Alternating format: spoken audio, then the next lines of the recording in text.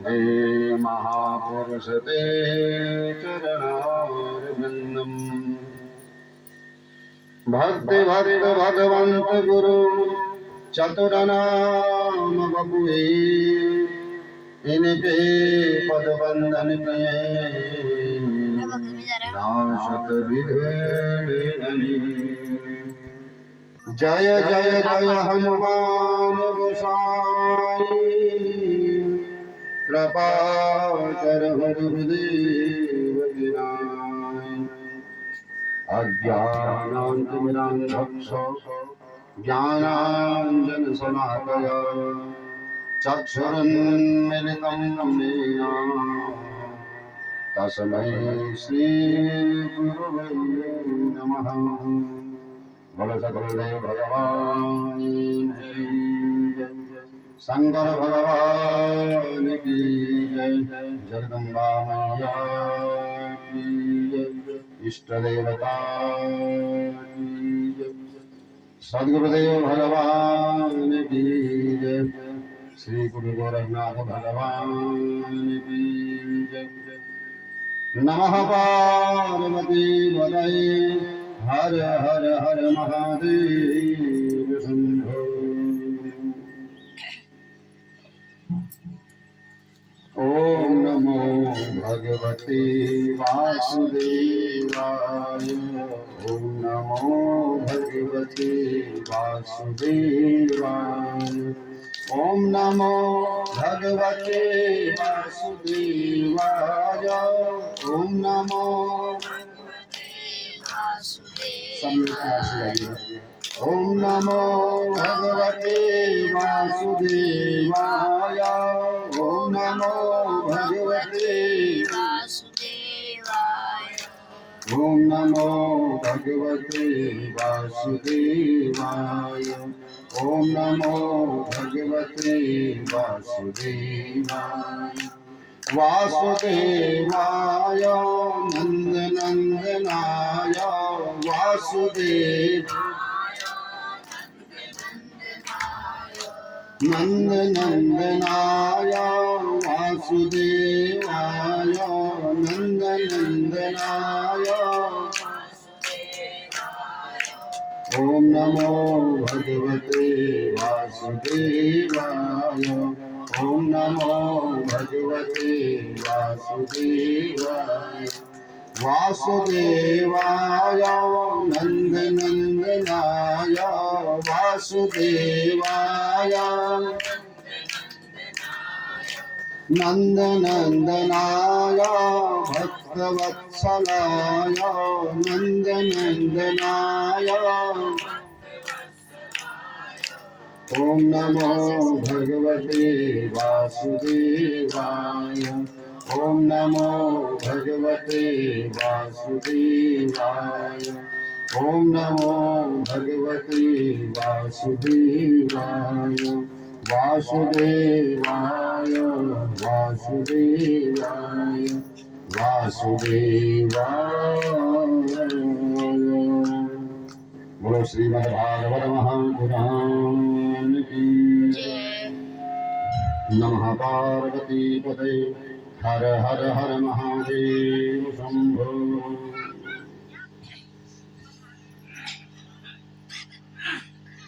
परम मंगलमयी अखंड ब्रह्मांड नायक करुणावरुणालय आनंद कंद निर्गुण निर्विकार निरातीत परब्रह्म परमात्मा घनस्वरूप भगवान बालकृष्णलाल तथा भगवान की वांग्मयी प्रतिमूर्ति श्रीमद् भागवत महापुराण सभी भगवत वृंद ब्राह्मण साधु संत मातृशक्ति के हृदय में विराजमान परमात्मा को इस व्यासपीठ से हमारा नमन है। आइए भगवान गुरु गोरखनाथ की कृपा से माँ भगवती की दया करुणा प्रेम के फलस्वरूप पवित्र पुरुषोत्तम मास में हम लोग भगवान की कथा सुनने के लिए एकत्रित हैं। पुरुषोत्तम मास की महिमा भी अधिक ही है। वैसे हम लोग इसे काला महीना भी कहते हैं, लेकिन काला महीना क्यों कहते हैं ये पता नहीं है। लोग इसे काला मानते हैं। लेकिन हमारे संप्रदाय में इसे पुरुषोत्तम मास कहते हैं। देखो 12 महीने है ना, तो हर महीने का कोई न कोई स्वामी है, लेकिन पुरुषोत्तम मास का कोई स्वामी नहीं था। तो इसे 12 महीनों ने धुतकारना शुरू कर दिया। अरे तू तो अधिक है, तू तो मल है, तेरे में कोई सत्कर्म नहीं होते, कोई पूजा पाठ, कोई भगवान का नाम भी नहीं लेता तेरे। तो मल मास ये सुन सुन करके पक गया। तो पक गया तो नारद जी के सहारा लेकर के भगवान के पास पहुंचा, और जब भगवान के पास पहुंचा तो रोने लगा। भगवान ने पूछा क्यों रो रहा भाई, कौन है रोने वाला? तो उसने अपनी सारी व्यथा सुनाई। प्रभु मुझे लोग मलमास कहते हैं, अधिक मास कहते हैं, मेरे नाम से भी दूर भाग जाते हैं। आखिर आपने ही बनाया है, तो फिर मेरे साथ ये ऐसा व्यवहार क्यों करते हैं दुनिया वाले? तो भगवान ने कहा भाई देख, मेरी शरण में आ गया है तो तुझे रोना नहीं चाहिए, क्योंकि मेरी शरण में आने के बाद कोई रोता नहीं है और कोई उससे दुत्कार भी नहीं सकता। एक बार जो मेरी शरणागति स्वीकार करे, सब उसकी पूजा करते हैं, उसे मेरा स्वरूप मान लेते हैं। तो जा, आज से तेरा मालिक मैं हूं। तो भगवान ने उसको अपना नाम दिया। जैसे एक पुत्र को एक पिता अपना नाम देता है, तो ऐसे ही भगवान ने इस अधिक मास को अपना नाम दिया। तो तब से लोग इसे पुरुषोत्तम मास कहने लगे। अब इसने पूछा आपने अपना नाम तो दिया है, फायदा क्या है? बोले लोग तुझे दुत्कारेंगे नहीं। बोले लेकिन सत्कर्म तो करते ही नहीं है लोग, मुझमें पूजा पाठ भजन कुछ करते नहीं है। तब भगवान ने कहा 12 महीनों में जो सत्कर्म किया जाता है तो उसमें सबसे ज्यादा फल मिलता है किसमें? कार्तिक के महीने में। थोड़ा ध्यान से समझिएगा। 11 महीने में हम लोग जो भी सत्कर्म करते हैं, जितना फल मिलता है, एक कार्तिक के महीने में अगर हम कोई सत्कर्म करते हैं तो 1000 गुना फल बढ़ता है। कार्तिक के महीने की ये महिमा है। भगवान बोले कार्तिक के महीने में 1000 गुना फल बढ़ जाता है। तो आज के बाद पुरुषोत्तम मास में जो भी व्यक्ति कर्म करेगा, उसका फल 1000 गुना कार्तिक से भी बढ़ जाएगा। हाँ, तो अधिक है, तो अधिक में काम्य कर्म नहीं होंगे। जनेऊ संस्कार, शादी ब्याह आदि ये कर्म, ग्रह प्रवेश, ये सब काम्य कर्म है। तो काम्य कर्मों के लिए तो वर्जित ही रहेगा। लेकिन सत्कर्म व्यक्ति अगर एक बार करेगा तो कार्तिक के महीने में 1000 गुना फल है। तो कार्तिक के 1000 गुना फल ज्यादा तुझमें मिलेगा। कार्तिक की महिमा सुनने के बाद अधिक मास, जिसको पुरुषोत्तम मास भी कहते हैं, प्रसन्न हुआ। अच्छा, अधिक मास बनता कैसे पता है? हर साल 11 दिन कुछ घंटे नक्षत्र तिथि के हिसाब से बढ़ जाते हैं। तो 3 साल में ये 33 दिन हो जाते हैं, तो 1 महीना बढ़ जाता है।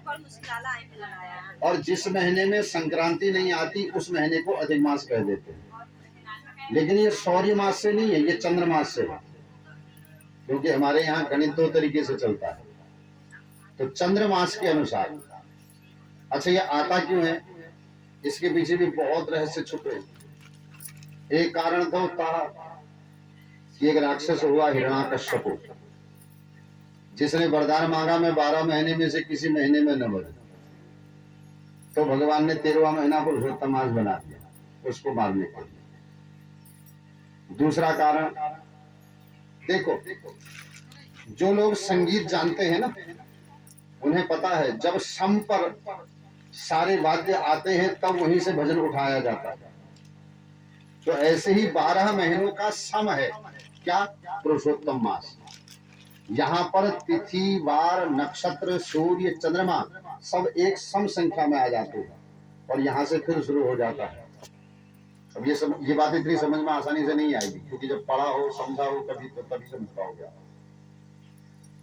ये 12 महीनों को सम करने के लिए, जैसे अंग्रेजी महीने में भी हर 4 साल के बाद एक दिन बढ़ जाता है, और उसको कहाँ जोड़ देते हैं? फरवरी में। तो हर 4 साल बाद फरवरी में एक 29वां दिन आता है, 29 फरवरी। वैसे फरवरी 28 से जाती है, लेकिन हर 4 साल में 29 दिन होते हैं। क्यों? क्योंकि अंग्रेजी हिसाब से भी कुछ घंटे हर साल बढ़ते रहते हैं, और वो घंटे बढ़ते बढ़ते 4 साल में 24 दिन हो जाते हैं। तो एक दिन वहां भी बढ़ जाता है, और जब बढ़ जाता है फिर वहां से सम संख्या प्रारंभ हो जाती है। तो ये जो सौर्य मंडल है ना, जिसमें सूर्य, चंद्रमा, ग्रह, नक्षत्र, तारे, तिथि, वार सब चल रहे हैं, इस वक्त ये जो पुरुषोत्तम मास होता है, इसमें यहाँ सब सम आ जाते हैं, बराबरी लेवल में आ जाते हैं एक साथ। अब आप यहां से देखिएगा आगे को, सब एकदम फिट बैठता है। नहीं तो हमारे हर महीने का जो संक्रांति है ना, वो आगे पीछे खिसकती है, लेकिन अब इस साल नहीं खिसकेगी। इसलिए कभी आप देखते हो कि मकर संक्रांति 14 को होती है, कभी 15 को, कभी 16 भी आ जाती है। तो ज्योतिष के हिसाब से, सौर मास के हिसाब से 11 दिन और कुछ घंटे प्रतिवर्ष बढ़ते हैं, और जिससे हर 30 साल के बाद 30-33 दिन बढ़ जाते हैं, तो एक महीना बढ़ जाता है। पुरुषोत्तम मास में व्रत रखना चाहिए, जप करना चाहिए, दान करना चाहिए, पूरा महीना, ऐसा नहीं 2 दिन 4 दिन। और अंतिम दिन पुरुषोत्तम मास में विशेष करके मालपुए कासे की थाली में रख करके संकल्प लगा लेके दान करने का फल है मालपुए। कभी आप भगवान कृपा करें तो पूरा अधिमास महात्मा पढ़िए, उसमें इतनी विस्तार से बहुत सारी चीजें दी हुई हैं। तो इसलिए आप लोग बड़भागी हैं कि इस पुरुषोत्तम मास में, जिसके स्वामी स्वयं भगवान है, उस मास में हम भगवान की ही चर्चा सुन रहे हैं। तो आइए, कल हमने कथा को विराम दिया था। नारद जी ने अपने भाइयों से पूछा भक्ति का दुख कैसे दूर होगा। तब उन्होंने कहा भागवत सुनाओ। कहाँ सुनाए? तब निर्णय लिया गया गंगा द्वार समीपे तु तट आनंद नाम का, हरिद्वार में। अब फक्कड़ों की कथा थी तो व्यवस्था भी फक्कड़ों वाली थी, तो ऐसी कोई व्यवस्थाएं तो थी नहीं वहां। रेते का टीला बना दिया, उस पर चारों भाइयों को बैठा दिया, नारद जी सामने बैठ गए सुनने के लिए। अच्छा, सबसे बड़ी आश्चर्य की बात बताऊं, निमंत्रण किसी को नहीं दिया, लेकिन वहां भीड़ कितनी हुई? बोले मानो कुंभ चल रहा हो। मतलब भागवत की कथा हो रही है, इतना सुनने से ही लोग भागे भागे चले आए। क्यों? क्योंकि भागवत की कथा भगवान की कृपा से होती है। और जब लोगों को ये पता लगा कि सुनाने वाले हैं जनक सनंदन और सुनने वाले हैं नारद जी, वक्ता इतना श्रेष्ठ है और श्रोता ऐसा है जो एक घड़ी से ज्यादा कहीं टिकता ही नहीं। नारद जी ऐसे महात्मा हैं जो कहीं टिकते ही नहीं। नारद जी के लिए कहते हैं भ्रमणशील महात्मा है ये, क्योंकि नारद जी को श्राप है दक्ष का, अस्थिर हो जाओ, अस्थिर से नारद। लेकिन वो नारद जी भी 7 दिनों तक बैठ कर की कथा सुने। अब बताओ कैसी कथा होगी जिसने नारद जी जैसे महात्मा को भी रोक लिया। तो कौन कौन महात्मा आए थे? कल नाम लिए थे हमने। भृगुर वशिष्ठ चवनश्च गौतमो मेधा तिथिर्देव बलदेवरातो गांधी सुता। गांधी सुत कहते परशुराम जी को, क्योंकि परशुराम जी के पिता का नाम है गांधी, माता का नाम है सत्यवती, जो जमदग्नि के माता पिता है, ऋषि ऋषि। तो उस वंश में इनका जन्म हुआ है। भृगु ऋषि, वशिष्ठ, चवन, गौतम, मेधा तिथिर, बड़े बड़े महात्मा आए हैं। और कैसे आए हैं? सहपुत्र शिष्य, जो गृहस्थी हैं वह अपनी पत्नी और बच्चों को लेकर के आए हैं, और जो विरक्त हैं वह अपनी शिष्य मंडली को लेकर आए हैं। ये कथा अकेले सुनने की नहीं होती है, गृहस्थी के साथ पत्नी और बच्चे भी हों, और अगर कोई विरक्त महात्मा है तो उसके साथ सहयोग में जो शिष्य रहते हैं उनको भी लाना चाहिए। तो कहते हैं ऐसा माहौल बना है वहां मानो कुंभ चल रहा है। तो सुखदेव जी भी प्रकट हो गए, और सुखदेव जी प्रकट होकर के भागवत जी के श्लोकों का गान करने लगे। तो सनक सनंदन सनातन सनत कुमार के 4 ऋषि कहने लगे, सदा सेव्या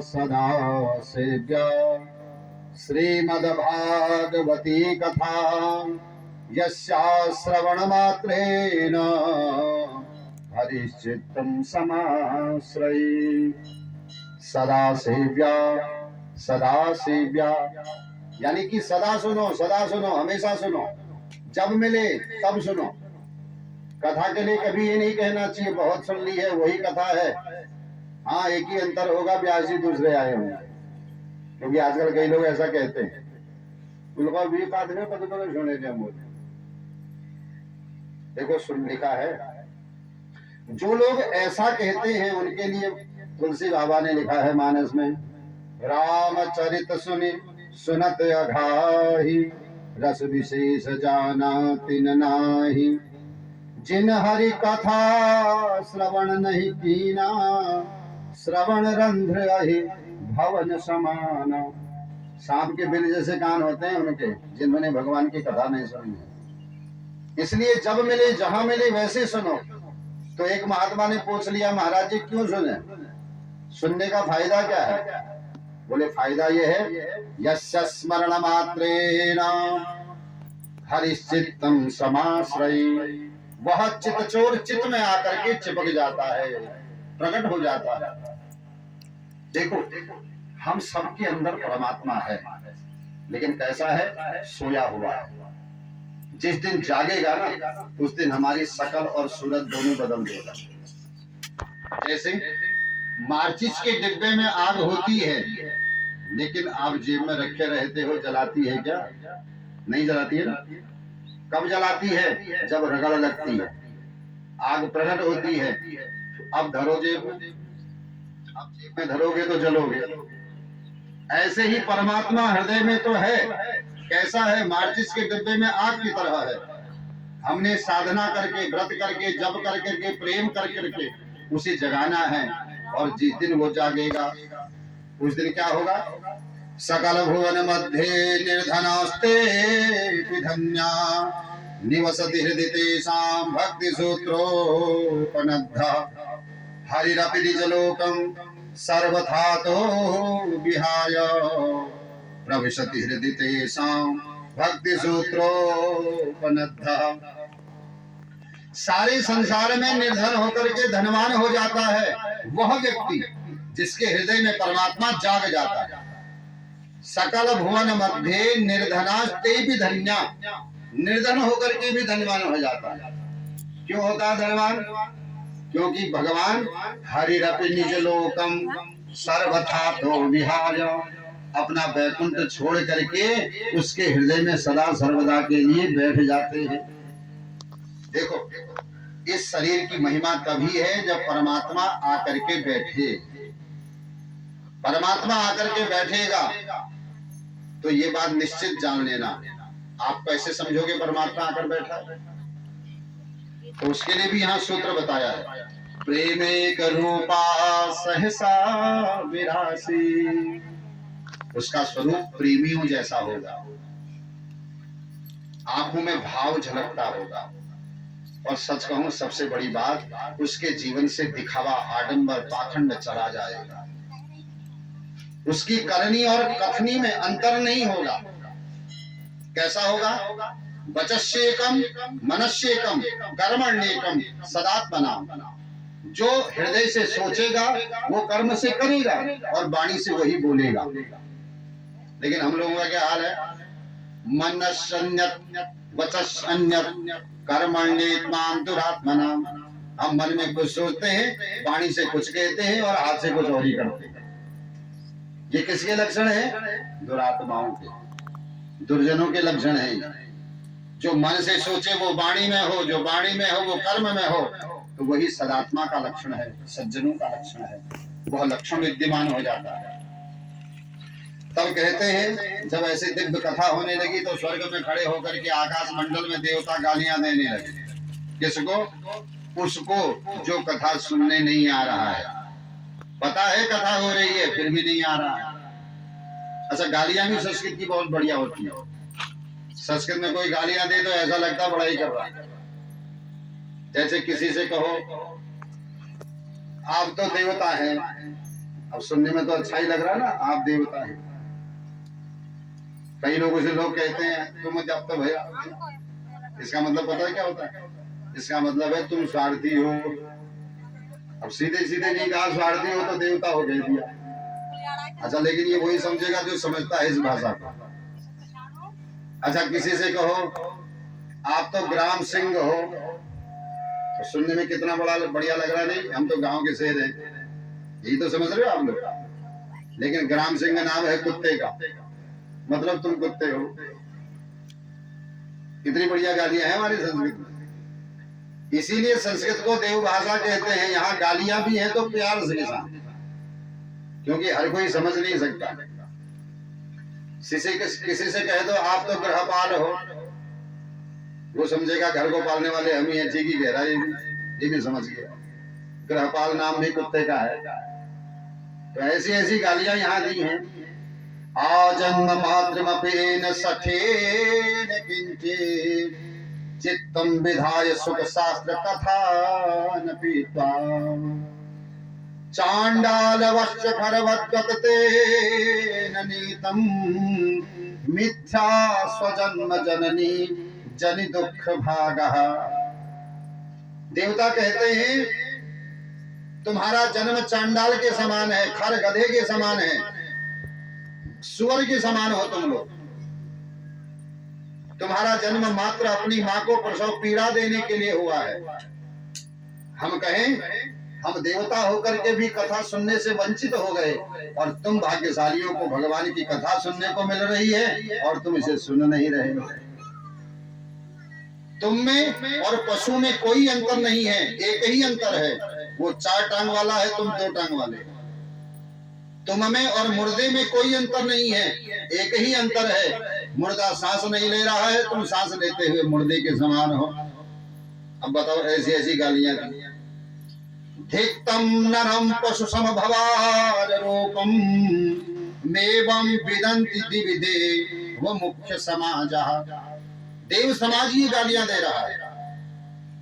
सूत जी कहते हैं देवता भी नाराज होते हैं जब देवताओं को पता लग जाए भगवान की कथा हो रही है और ये फिर भी नहीं सुनने पहुंच रहा। इसलिए देखो, पहले तो हो सके तो पूरे दिन सुनो, 7 दिन मन लगा के सुनो। नहीं समय है क्योंकि भाई जीवन संघर्ष से घिरा हुआ है, तो एक दिन के लिए समय निकाल के जरूर पहुंचो। एक दिन के लिए भी समय नहीं है, आधे दिन के लिए पहुंचो। अरे कहाँ तक कहें साहब, एक घड़ी आधी में बुनियाद, इतना तो पहुंचो। कम से कम 24 घंटा में से 24 मिनट निकाल के कथा अवश्य सुनो, वरना ये जो देवता गाली दे रहे हैं ना, ये हमारे लिए ही है। सूत जी कहते हैं सौनकादि ऋषियों, जब ऐसी दिव्य कथा होने लगी तो भक्ति महारानी अपने दोनों पुत्रों के साथ वहां प्रकट हो गई, नाचने लगी, गाने लगी। भक्ति सुतो तो तरुणो गृहीत्वा प्रेमेक रूपा सहसा विरासी श्री कृष्ण गोविंद हरे मुरारे नाथेति नामा निमुहुर विपदगणा। ये कहते हुए भक्ति मैया नाचने लगी, तरुण हो गई दोनों बच्चे। नारद जी ने जैसे देखा नाचते हुए भक्ति महारानी को, जाकर के प्रणाम किया। भक्ति मैया ने नारद जी के सर पर हाथ रख करके कहा, नारद जी जय हो तुम्हारी। जयति जयति माया यस्य काया भवस्ते वचन रचनमेवं केवलम या कलय्य ध्रुवमत वियातो यत्कृपायो ध्रुवोऽयं सकल कुशल पात्रम ब्रह्मपुत्रम नतास्मि। हे ब्रह्मा के पुत्र नारद, तुम्हारी जय हो जय हो जय हो। तुम्हारे वचनों पर जिसने भरोसा किया है उसका हमेशा कल्याण ही हुआ है। वो भले ही 5 वर्ष का ध्रुव हो या फिर राक्षस वंश में पैदा होने वाला प्रहलाद ही क्यों नहीं है, जिसने भी तुम्हारे वचनों पर भरोसा किया उसका भला हुआ है। एक बात समझो, सदगुरु के वचनों पर भरोसा करो, भला होगा। जिसको सदगुरु के वचनों पर ही भरोसा नहीं होता उसका कभी कल्याण नहीं होता। वो जो कह रहे हैं ना, मान लो। क्यों? क्योंकि तुम्हारा हित छुपा हुआ है। नारद जी कहते हैं, मैया अब तो आप विदेश नहीं जाओगी ना। मैया बोली, नारद जब तक तेरे जैसे कथा कराने वाले और सनक सनंदन जैसे सुनाने वाले हैं तब तक मैं इस भारत को छोड़कर नहीं जाऊंगी। तब नारद जी ने वचन लिया है, अब कलयुग में भगवान की कथा ही होगी। इसलिए कलयुग में कथाएं ज्यादा होती है। क्यों? ताकि भक्ति ज्ञान वैराग्य तीनों यहाँ बने रहें, ये छोड़कर न चले जाए। अब लेकिन भक्ति मैया ने प्रश्न कर दिया, नारद जी ये तो बताओ, सबके बैठने के लिए आसन है, मैं कहाँ बैठूं? मेरे लिए कहीं आसन नहीं दिखाई दे रहा। अब नारद जी बोले, अरे ये तो बड़ी गलती हो गई भाई, सबके लिए आसन बिछाए, आपके लिए तो आसन ही नहीं है। तब चारों भाइयों से पूछा, भाइयों अब तुम ही बताओ इनको बैठाए कहाँ? तब सनक सनंदनों ने कह दिया, निरंतरम वैष्णव मान मानसी, निरंतर भगवान का नाम लेने वाले, जप करने वाले, कथा सुनने वाले जो वैष्णव संत हैं उनके हृदय में आप जाकर के विराजमान हो जाओ। देखो भक्ति कहाँ होती है? जहाँ भगवान का भजन होता है, जहाँ भगवान का कीर्तन होता है, जहाँ धर्म किया जाता है, वही भक्ति ज्ञान और वैराग्य होते हैं। सबके हृदय में जैसे ही भक्ति मैया ने अपने दोनों पुत्रों के साथ डेरा जमाया तो सारा समाज नाचने लगा, गाने लगा। ये देख करके तो वहां आश्चर्य क्या हुआ, निज लोकम परित्यज्य भगवान भक्तवत्सल, भगवान भक्तवत्सल नारायण अपना बैकुंठ छोड़ करके वहां प्रकट हो गए। देखो भगवान प्रकट ही वहां होते हैं जहां भक्ति ज्ञान वैराग्य के साथ भगवान को पुकारा जाता है। भगवान को पुकारना हो तो खाली भक्ति नहीं चाहिए, ज्ञान भी चाहिए, वैराग्य भी चाहिए, और ये तीनों जब हो जाते हैं, ये त्रिवेणी है, तभी भगवान अपना बैकुंठ छोड़कर वहां प्रकट हो जाते हैं। ये सब देख करके नारद जी ने अपने भाइयों से पूछा, महाराज ये तो बताओ, ये भक्ति ज्ञान वैराग्य का तो दुख दूर हो गया, क्या ये कथा इन्हीं का कल्याण करती है या किसी दुर्जन का भी कल्याण करती है? के बदंति विशुद्धमयी सत्यम, किस किस का कल्याण होता है कथा सुनकर? क्या किसी पापी का कभी भला हुआ है? तब हंसी आई चारों महात्माओं को। चारों महात्मा मुस्कुरा के बोले, नारद जी कैसी बात करते हैं आप?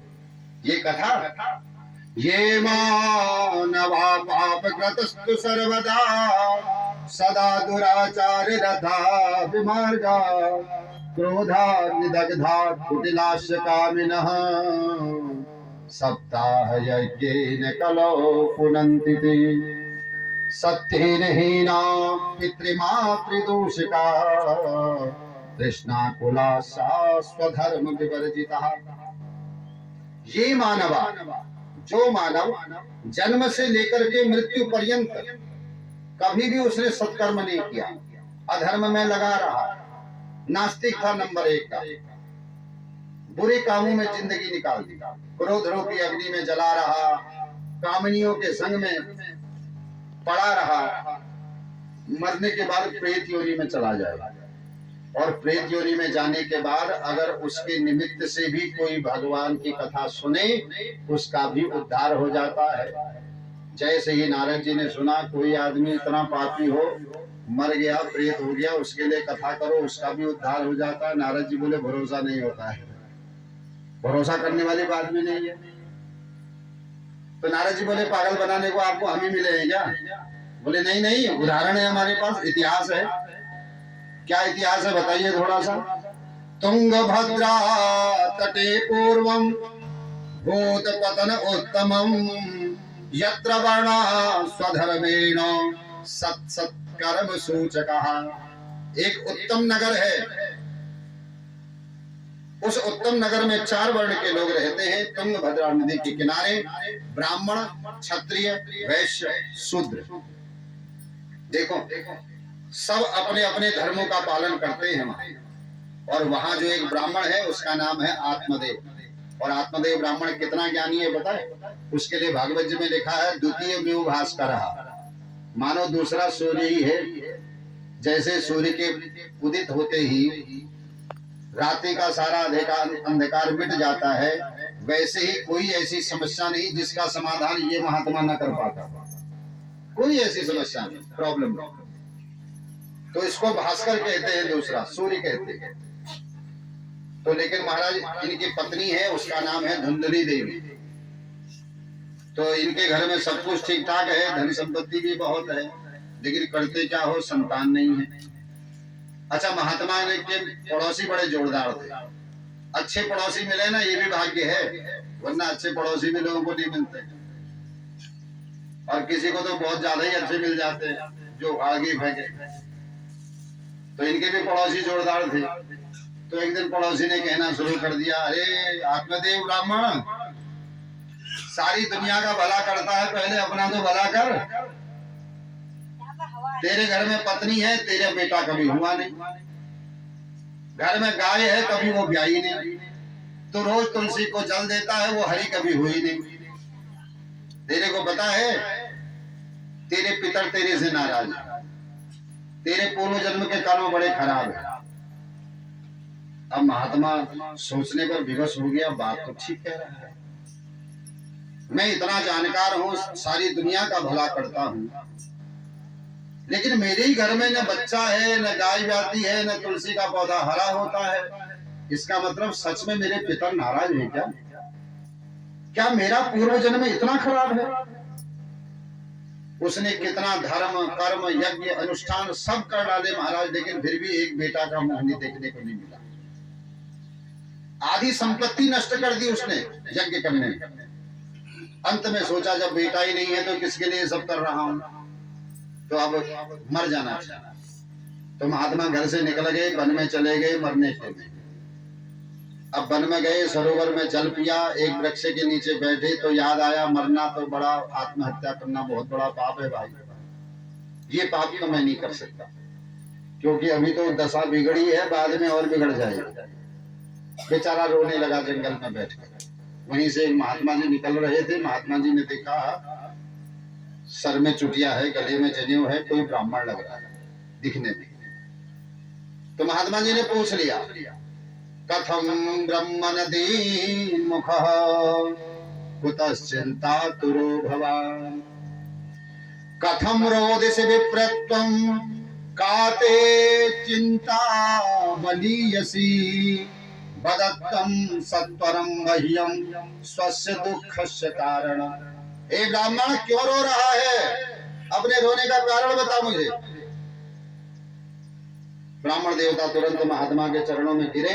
महात्मा से कहा, महाराज जी क्या बताऊं, वैसे तो जानकार मैं बहुत हूं, सारी दुनिया का भला करता हूं, लेकिन अपना भला नहीं हो पाता मुझसे। एक बात कहे, हम कितने ही जानकार हों, सारी दुनिया का भला कर सकते हैं, लेकिन अपने घर का भला नहीं कर सकते। इसलिए सारी दुनिया के लिए हमारी बातें फिट बैठती हैं, लेकिन जहां अपनी बात आती है वहीं हम मार खा जाते हैं। नाई सबके बाल बनाता है, लेकिन अपने बाल थोड़ी बनाता है भाई। बनाता है क्या? अपने बाल दूसरे से बनवाता है। ऐसे ही हमारे यहाँ कहते हैं ना, दीपक तले अंधेरा होता है। जो दीपक सबको प्रकाश देता है वो खुद अंधेरे में रहता है। इसलिए इस बात को भी समझना चाहिए। तो ब्राह्मण देवता कहते हैं, महाराज मैंने आधा धन संपत्ति बर्बाद कर दी एक बेटे के चक्कर में, लेकिन संतान का मुख ही नहीं देखा अभी तक। बेटा बेटी कुछ तो हो जाता, मुझे बेटा चाहिए। महात्मा जी ने बहुत बड़ा लंबा चौड़ा ज्ञान दिया। मुंचा ज्ञानम प्रजा रूपम बलिष्ठो करबड़ा गति, विवेकम तो समास्याध्य त्यज संसार वासनम। अरे महात्मा, अरे ब्राह्मण कहाँ लगा पड़ा इस चक्कर में? तेरे को भगवान ने पुत्र नहीं दिया तो बहुत बड़ी कृपा है तेरे ऊपर भगवान की। ये दुनिया में जितने भी पुत्र वाले हैं, पौत्र वाले हैं, इनसे पूछो क्या तुम सुखी हो? पुत्र मिलकर के सुख मिलता है, ये भावना मन से निकाल दे। अगर पुत्र मिलने के से ही सुख होता तो सगर महाराज के 60,000 बेटा थे, एक दो नहीं थे, 60,000 थे। लेकिन हुआ क्या परिणाम? 4 पीढ़ियां बर्बाद हो गई 60,000 का उद्धार करने में, क्योंकि कपिल ऋषि ने श्राप दे दिया था, भस्म हो गए थे सारे के सारे। इसलिए कहता हूं अभी भी इस संसार में कोई सुखी नहीं है। दीन कहे धनवान सुखी, धनवान कहे सुख राजा को भारी। राज कहे महाराज सुखी, महाराज कहे सुख इंद्र को भारी। इंद्र कहे चतुरानन को सुख, चतुरानन कहे सुख विष्णु को भारी। तब तुलसीदास विचार कहो, बिन भजन बिना सब जीव दुखारी। इस संसार में कौन सुखी है? धनवान जो निर्धन है वो सोचता है पैसे वाले सुखी है। पैसे वाले से कहो पूछो तुम सुखी हो, वो कहते हैं हमसे ज्यादा वाला सुखी है। उससे कहो, वो कहता है मेरे को भी टेंशन लगा रहता है, इनकम टैक्स का छापा करना पड़ जाए, मैं भी टेंशन में हूँ। राजाओं से पूछा तुम सुखी हो? बोले महाराज हर 5 साल के बाद चुनाव होता है, इसलिए डर लगा रहता है कुर्सी कब की सकती। कोई सुखी है? इंद्र भी सुखी नहीं है स्वर्ग का, वहां भी दैत्य आक्रमण करते रहते हैं। ब्रह्मा का ब्रह्मलोक भी सुखी नहीं है महाराज, मधुकैटभ जैसे राक्षस वहां भी पहुंच जाते हैं। कथा सुनी होगी ना, मधुकैटभ ब्रह्मा जी से कहते हैं बाबा नीचे उतर, यहाँ हम बैठेंगे। वो तो विष्णु भगवान ने मारे, तब जाके कहीं ब्रह्मा जी की कुर्सी बची है। तब तुलसीदास जी ने विचार किया, हम लोग सांप देखने मात्र से अशांत हो जाते हैं, और 1000 फण वाले शेष के ऊपर बैठने वाला कभी सुखी नहीं हो सकता। तब तुलसीदास विचार कहियो, बिन भजन बिना सब जीव दुखारी। जिसने भजन किया है वही सुखी है, बाकी सब दुखी हैं। जिसको सुखी होना हो उसके लिए मूल मंत्र है भजन करो, नाम लो, कथा सुनो। तो बहुत समझाया, लेकिन ये आत्मदेव ब्राह्मण बोला महात्मा जी ऐसे उपदेश मैं भी बहुत जानता हूँ देना। हाँ कहो तो तुमको 2-4 कहानियां बढ़िया बढ़िया वाली सुनाओ। ये कहानियों से पेट नहीं भरता हमारा। बेटा देना हो तो दो, नहीं देना हो तो अपने रास्ते से निकलो। अब महात्मा जी समझ गए इसके ऊपर बेटे का भूत चढ़ा है। तो महाराज जी ने माथा देख करके तुरंत कह दिया, ब्राह्मण मैंने जहां तक तेरे माथे की लकीर देखी है, 7 जन्मावधि तत्र नैव पुत्रो भविष्यति। तो 1 जन्म की बात कहता है, मैं तो तेरे 7 जन्मों को पढ़ चुका हूं, तेरे भाग्य में बेटे का सुख है ही नहीं। सच में हम लोगों को बेटा बेटी तो है, लेकिन सुख कहाँ है? सुख है, सबसे बड़ा टेंशन ही संतान से है। किसी को सब टेंशन है बिल्कुल नौकरी नहीं लगती, किसी को टेंशन है छोकरी नहीं मिल रही, किसी को टेंशन है खुद ही उठा ला रहा है। सबसे बड़ा टेंशन ही उसका यार। कौन सुखी है दुनिया में? अब जब 7 जन्मों की सुनी महाराज इसने, ये तो जोर जोर से दहाड़े मार के रोने लगा, सर पटकने लगा पत्थर पर। महात्मा बोले क्या कर रहा है, मर जाएगा। आत्मदेव ब्राह्मण बोला मरने ही आया था, 1 जन्म का दुख कम था जो तुमने 7 जन्म का और बढ़ा दिया। जी रहा था जीने देते भाई, अब देते हो तो बेटा दो, नहीं तो तुम्हारे सामने मर जाऊंगा तदग्रे, तुम्हारे आगे ही मरूंगा और तुम्हें ब्रह्म हत्या का पाप अलग से चढ़ेगा। अब महात्मा घबरा गए ब्रह्म हत्या का पाप का नाम सुनते, क्योंकि ब्रह्म हत्या का पाप वज्र लेपम भविष्यति।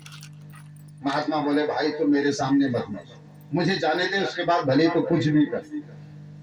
इसने तो पैर पकड़ लिए, बोला मरूंगा तुम्हारे सामने मरूंगा, या तो बेटा दो मेरे को। तुम 7 जन्म की कह सकते हो, बता सकते हो, तो बेटा भी देने की सामर्थ्य रखते हो, इतना मैं समझ चुका हूं। अब महात्मा जी समझ गए इससे पिंड छुड़ाना आसान नहीं। तो महात्मा जी ने तुरंत झोले में हाथ डाला, एक फल निकाला, इदम भक्ष पत्न्यात्म तव पुत्रो भविष्यति।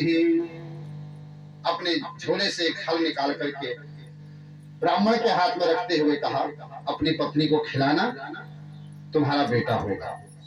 लेकिन सुन ले, तेरे भाग्य में बेटे का सुख नहीं है, फिर कह रहा हूं। फिर बोला, महाराज जब बेटा दे ही दिया है तो सुख भी हो, कुछ ऐसा भी रास्ता बता दो। फिर उन्होंने बताया, अच्छा देखो, ये अपने आने वाली पीढ़ी को बताना चाहिए। जिन लोगों को संतान का सुख चाहिए, उन लोगों को इन बातों का ध्यान रखना चाहिए। क्या बातें हैं? सत्यम शौचम दया दानम एक भक्तम तो भोजनम। सत्य बोले 9 महीनों में। कौन? जो गर्भवती है। जब सगर्भा का भान हो जाए ना, उसके बाद जब तक बच्चे का जन्म न हो जाए, तब तक माँ को सत्य का आचरण करना चाहिए, झूठ नहीं बोलना चाहिए। अगर माँ गर्भावस्था में झूठ बोलेगी तो होने वाली संतान भी झूठ बोलेगी। जैसा आचार विचार व्यवहार माँ का उस समय में होता है, वैसा ही आचार व्यवहार विचार उस संतान के होते हैं। इसलिए पहले से बोलते थे, उस अवस्था में गीता पढ़ो, रामायण पढ़ो, अच्छा काम करो, बोलते थे ना, ताकि अच्छी संतान का जन्म हो। ये जो 9 महीने गर्भ में संतान के होते हैं ना, बड़े खास होते हैं। उस समय अगर माँ की दशा बिगड़ी तो बच्चे की दशा बिगड़ गई, अगर माँ की दिशा भी सुधरी तो बच्चा भी सुधर गया। तो क्या करना चाहिए? पहले सत्य बोलना चाहिए, दूसरा सत्य के मार्ग में चलना चाहिए, सोच पवित्रता से रहना चाहिए। पवित्रता अलग बात है, सफाई अलग बात है। नहा धो करके क्रीम पाउडर डाल करके अच्छे कपड़े पहनो, ये पवित्रता नहीं है, ये सफाई है। सफाई से नहीं कहा, पवित्रता से रहो, सोच से रहो। पवित्रता किसकी? आचार की, विचारों की, व्यवहार की, भोजन की, ये सब पवित्र होना चाहिए। और जब ये पवित्र होगा तो पवित्र आचरण वाली संतान का जन्म होगा। तीसरी बात, दया। 9 महीने अपने हृदय में आप दया को जन्म दीजिए, तो जो संतान होगी ना, वो भी दयावान होगी। दया क्या है? किसी को पता है दया क्या है? दया धर्म को मूल है, अधर्म मूल अभिमान। दया धर्म को मूल है, अधर्म मूल अभिमान। तुलसी दया न छाड़िए, जब तक घटे में प्राण। दया धर्म का मूल है। अगर तुम धर्मात्मा बनना चाहते हो तो दया होनी चाहिए। ये दया रूपी पानी जब हृदय में होता है ना, तब भगवान द्रवीभूत होते हैं। इसलिए भगवान का नाम ही है द्रवहु सुदशरथ अजिर बिहारी। कब? द्रवहु सुदशरथ। दशरथ जी महाराज के हृदय में भक्ति रूपी पानी द्रवीभूत होकर के बहता है। वीडियो बना दो। इसलिए वहां भगवान राघवेंद्र का जन्म हुआ है। हृदय भगति, हृदय बहति जहाँ सारंग पानी। बालकांड में है, ऊपर करो ना, सफेद सफेद दशरथ जी के हृदय में पानी बन करके बहती है। कौन? भक्ति, दया। ऐसे बना। दया किस पर हो? भागवत के 4थे स्कंद में लिखा है, दया सर्वभूतेषु। सभी भूत प्राणियों पर दया होनी चाहिए। और जिसके हृदय में दया होती है, उसी का गृहस्थ आश्रम मंगलमयी होता है। चौथी और अंतिम बात है, एक भक्तम तो भोजनम। एक समय भोजन करना चाहिए गर्भवती स्त्री को, और वो भी भोजन बिल्कुल शाकाहार, साधारण, चटपटा नहीं, बहुत ज्यादा तला भुना नहीं। अब लेकिन हमारे यहाँ तो आज समस्या है। अच्छा, आज ये बात समझने की जरूरत है। क्यों? क्योंकि आज हम ऐसे समय में जी रहे हैं जिस समय में डॉक्टर भी कहता है पढ़िए रहे। फिर वो भी पढ़िया रहे, फिर बाद में बोले पढ़िया रहो, फिर दिखाओ कुंडली मंडली। इसलिए सावधान रहिए। देखो आप लोग हंस रहे हैं ना, बहुत अच्छा कर रहे हैं, लेकिन हंसने से ज्यादा जरूरी है समझे बात। अब जिनके बच्चे हो गए वो तो राम राम करो, जिनके होने वाले हैं उनको सावधान करो। हाँ, उनको इजाजत तो निकलेंगे उसका दिन। सत्यम शौचम दया दानम एक भक्तम भोजनम वर्षावधि स्त्रिया कार्या तेन पुत्रोति निर्मल। निर्मल पुत्र का जन्म होगा अगर तुम ऐसा करेगी तेरी स्त्री तो। ब्राह्मण देवता महात्मा की जय जयकार करते हुए घर के आए। अरे मैं तो जानता था महात्मा बड़े सरल हृदय के होते हैं, बड़े सहज होते हैं, कोई न कोई रास्ता निकाल ही देते हैं। जय हो महाराज जी, आपकी जय हो। कहते हुए ब्राह्मण देवता घर आए। घर आते ही अपनी पत्नी को आवाज लगा के पुकारे, सुनती हो भाग्यवान? दौड़ी दौड़ी आई। आज पंडित जी बड़ी जोर से आवाज लगा रहे, पता नहीं क्या माल पानी लाए। जैसी दौड़कर आई, क्या हुआ? पंडित जी ने फल ला करके हाथ में रख दिया। बोली, देवी ये फल खाओ, इससे हमारे घर में संतान का जन्म होगा, महात्मा ने दिया है। अब ये चक्कर में पड़ गई। हाय राम, लगता है बाबा बैरागियों के चक्कर में पड़ करके मेरे लिए कुछ जादू टोना टोटका तो नहीं करा लाए। अब स्त्री की बुद्धि खराब हो, कौन समझा सकता है। खा लिया, कहीं कुछ गड़बड़ होगी तो आराम होगा। पड़ोसन आई, पड़ोसन ने कहा तू भाग्यशाली नहीं है, जो महात्मा का प्रसाद मिला है, कोई महात्मा ही तेरे घर में बेटा बनकर आएगा, खा ले। उसको भी सुना दी दो चार खरी खोटी, तू भी मेरा भला नहीं चाहती। अरे मैंने सुना है जब गर्भधारण होता है तो माँ का सौंदर्य चला जाता है, अगर मेरा सौंदर्य ही चला गया तो फिर किसके लिए सजूंगी संवरूंगी। और मैंने तो सुना है सुखदेव जी 12 वर्षों तक माँ के गर्भ में रहे, अगर कहीं मेरा वाला 2-4